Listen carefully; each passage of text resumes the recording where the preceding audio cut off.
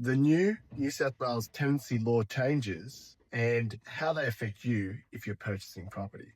You may have heard that there's been some recent changes to the New South Wales residential tenancy agreement and laws.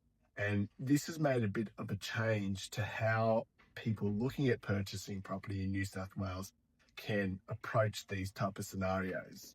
If you're looking to purchase a property in New South Wales and it is subject to existing tenancies, meaning there are tenants living in the property, this is actually a crucial, important thing to consider at the moment. Previously, under the old laws, it was easy to navigate.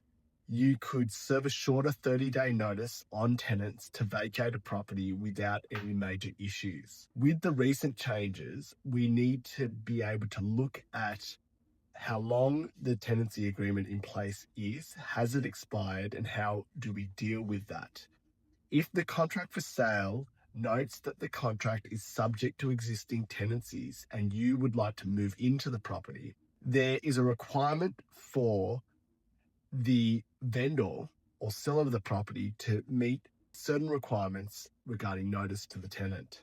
Ideally, one of the best ways to deal with this is to have the front page of the contract for sale amended to read vacant possession. The reason for this being is if the front page of the contract notes vacant possession, we can ensure that the vendor serves a 60-day notice on the tenant and have the tenant vacate the premises so that the property can be vacant for you as a buyer at settlement.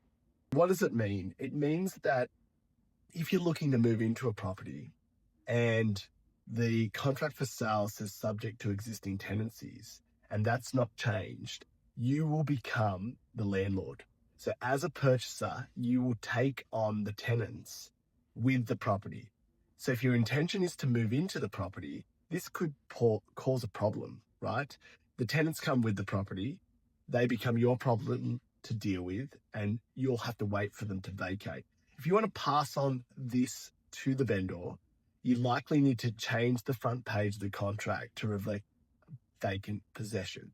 And this would mean that settlement periods would need to be dealt with too. As always, you need to get independent legal advice and proper advice when you're looking at any type of transaction.